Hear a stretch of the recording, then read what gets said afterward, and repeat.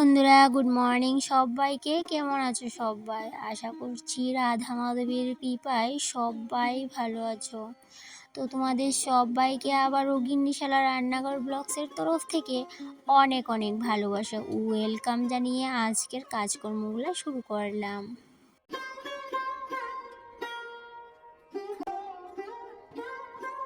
রাত থেকেই দেখো কত বৃষ্টি হচ্ছে, প্রচুর প্রচুর বৃষ্টি হচ্ছে। সেই সাথে অনেকক্ষণ অপেক্ষা করেছিলাম যে বৃষ্টিটা কমুক, তারপরে কাজবাজ করব।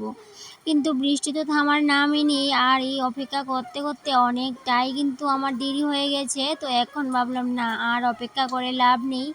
যদি এখন আরও অপেক্ষা করি তাহলে কিন্তু আমার সমস্ত কাজ দেরি হয়ে যাবে। টাইমের মধ্যে আর কোনো কাজ করে উঠতে পারবো না, যেহেতু আজকে বৃহস্পতিবার। আর বৃহস্পতিবারে একটু কাজ বেশিই থাকে প্রত্যেক গৃহিণীদেরই। তো সেক্ষেত্রে আমারও অনেকটাই কাজ আজকে, তো সেই জন্য দেরি না করে কাজে লেগে পড়লাম। তো অন্যদিন বাসনগুলো রাতের বেলায় ধুয়ে রাখি, কিন্তু এই যে গতকাল রাতে বাসনগুলো ধোয়া হয়নি, সেই জন্য আজকে সকালে আমাকে বৃষ্টি ভিজে ভিজেই বাসনগুলো ধুতে হয়েছিল। তারপর এদিকে আবার বালতি নিয়ে চলে আসলাম, কারণ রান্নাঘরে তো জল নেই। আর হাজব্যান্ডকে বললাম আমাকে এক বালতি জল নিয়ে দিয়ে আসো রান্নাঘরে। তো বলল তুমি ট্যাপ থেকে ভরিয়ে রাখো বালতিটা, আমি দিয়ে আসবো। তো কারণ আমি তো ফুল করে বালতিটা নিতে পারি না কোমর ব্যথার জন্য, তো সেই জন্য হাজব্যান্ডকে বললাম বালতিটা দিয়ে আসতে। আর এদিকটায় দেখো একদম অল্প করে হাজব্যান্ডের জন্য ভাত নিয়ে নিলাম বাটিতে করে। বলল একটু অল্প করে ভাত দিয়ে দাও টিফিনের মতো করে, বেশি খাবো না আজকে। তো সেই জন্য অল্প করেই ভাত দিয়ে দিলাম, আর সেই সাথে হাজব্যান্ডকেও চা দিলাম, আর নিজের জন্য একটু চা করে নিলাম। আর আজকে না, এই যে মুড়ির সাথে খই নিয়েছি, আমার ফেভারিট জিনিস, ফেভারিট টিফিন আমার। তো সেই সাথে এদিকে দেখো রান্নাটাও বসিয়ে দিলাম, কারণ কি যেহেতু আজকে বৃহস্পতিবার বললামই তো, কাজকর্মগুলো যদি তাড়াতাড়ি করে না সারি রান্নাঘরের, তাহলে কিন্তু ওই যে পুজো পালিটা করতে অনেকটাই দেরি হয়ে যাবে। আর সেই সাথে দেখো কালকে রাতে না মাছ নিয়ে এসেছিলো।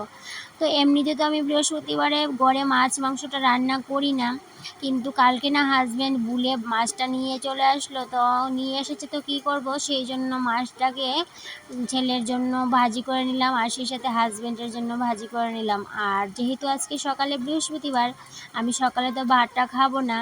আর ছেলের জন্য এখন একটা মাছ ভাজি করে নিচ্ছি এখনের জন্য, আর দুটো মাছ ভাজি, ছেলে খাবে একটা দুপুরে আর হাজব্যান্ড খাবে একটা। তো সেই জন্য 3টা করে নিলাম, আর সেই সাথে ভাতটাও করে নিলাম। তো এদিকে ভাতটা করছিলাম, আর কিন্তু জলও চলে এসেছিল। তো ভাবলাম ছেলেকে আগে ভাতটা দিয়ে নিই, তারপরে জলটা ঘরে তুলে নেব। আর রান্নাঘরে টুকিটাকি কাজ আছে সেগুলো সেরে নেব, তারপরে চলে যাব বাইরের কাজকর্মগুলো সারবো, তারপরে স্নান করে পুজো দিতে হবে।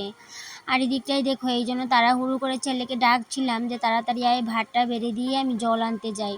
আজকে যদি জলটা না উঠাতে পারি অনেকটাই সমস্যা হয়ে যাবে, কেন কি 2 দিন ধরে ঘরে জল উঠাচ্ছিলাম না বৃষ্টির কারণে। এই যে বৃষ্টি আসছে, হয়তো বা জল আসছে না। তো আবারও যদি 2 দিন বৃষ্টি থাকে, 2-3 দিন, তাহলে জল আসবে কি না সেটাও কিন্তু সন্দেহ আছে। সেই জন্য তাড়াহুড়ো করছিলাম জলের জন্য। তো সেই জন্য ছেলেকেও ডাকছিলাম, তাড়া দিচ্ছিলাম। আর এই দিকটায় দেখো ছেলেকে বললাম মাছের পেটি খাবি না পিঠ খাবি। তো ও প্রথমে বললো মাছের পেটি খাবে, তো সেই জন্য মাছের পেটিটাই নিলাম ওকে দেওয়ার জন্য। পরে বললো না পেটি খাবো না। তো দেখো কত দুষ্টমি করে।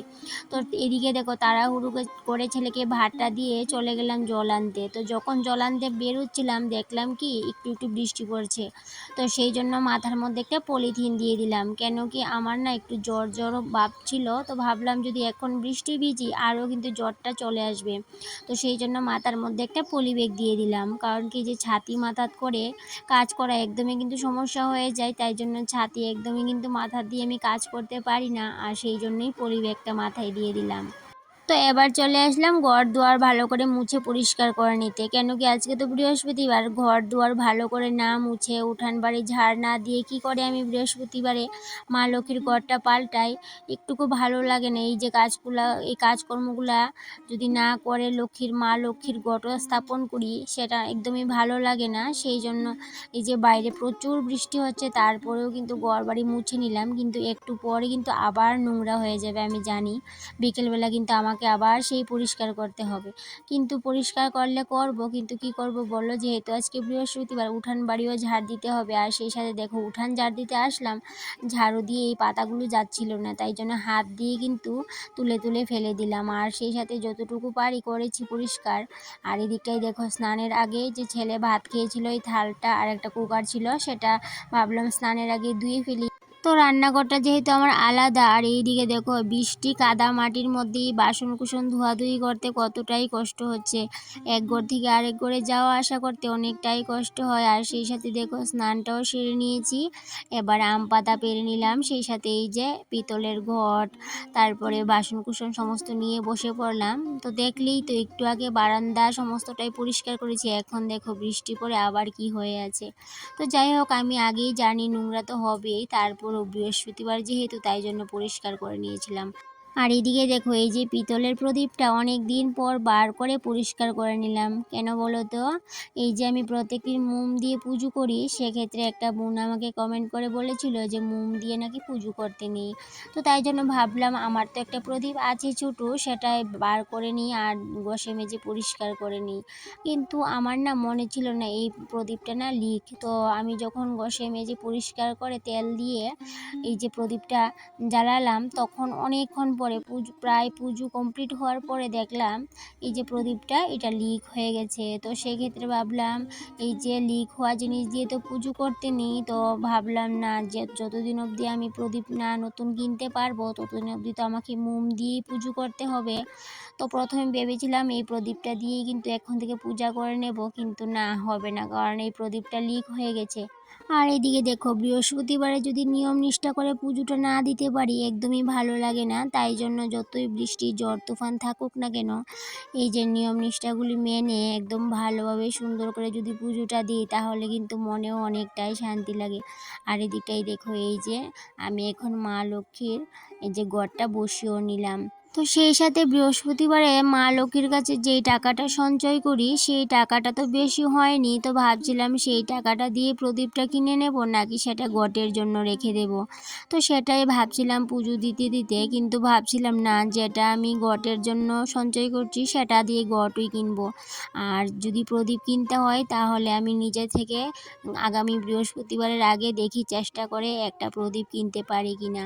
তো যাই হোক, আজকে যেহেতু প্রদীপটা দিয়ে পুজো দিয়েছি অনেকটাই ভালো লেগেছে। আর সেই সাথে মোম দিয়ে পুজো করতে কিন্তু একদমই ভালো লাগে না, সেটা আমিও জানি। আর ধূপকাঠি মোম এসব দিয়ে পুজো করতে ভালো লাগে না। যদি আমরা ধূপটির মধ্যে চুলা জ্বালিয়ে ধূপ দিয়ে তারপরে প্রদীপ জ্বালিয়ে পুজো করি, দেখবে অন্যরকম আলাদাই শান্তি লাগে। সেক্ষেত্রে দেখো তোমাদের সাথে কথা বলতে বলতে পুজোটাও কমপ্লিট করে নিয়েছি। আর দেখো বিকেলের পর আবার কিন্তু বৃষ্টি হচ্ছিল, প্রচুর বৃষ্টি হচ্ছিল, তো আর সেইভাবে কোনো কাজকর্ম আর করতে পারিনি। তো দুপুরে যেহেতু অনেক বৃষ্টি হয়েছিল সেই জন্য বাসন কোসনগুলো মাজা হয়নি, এই যে জমিয়ে রেখেছিলাম। আর সেই সাথে কটা চায়ের বাসনও আছে, কেন কি বিকেলের পর একটু চা করা হয়েছিল, তো সেই সাথে চায়ের বাসন আর দুপুরের বাসন মিলিয়ে বেশ কয়েকটা বাসন হয়েছে। আর এদিকে দেখো বাসন মাজতে যখন বসেছিলাম অত মশা আমাকে কামড়িয়েছে কি বলবো তোমাদের। আর যেহেতু বৃষ্টির দিন আর সন্ধ্যেও প্রায় হয়ে এসেছিল, সেই জন্য অনেকগুলো মশার কামড় খেয়ে বাসনগুলো মেজে ধুয়ে পরিষ্কারও করে নিলাম। আর সেই সাথে তোমাদের সাথে গল্প করতে করতে আজকের ব্লগ ভিডিওটা এই পর্যন্তই থাকলো। আবার দেখা হবে পরবর্তী কোনো একটা ব্লগে। ততক্ষণে তোমরা ভালো থেকো, সুস্থ থেকো। টাটা।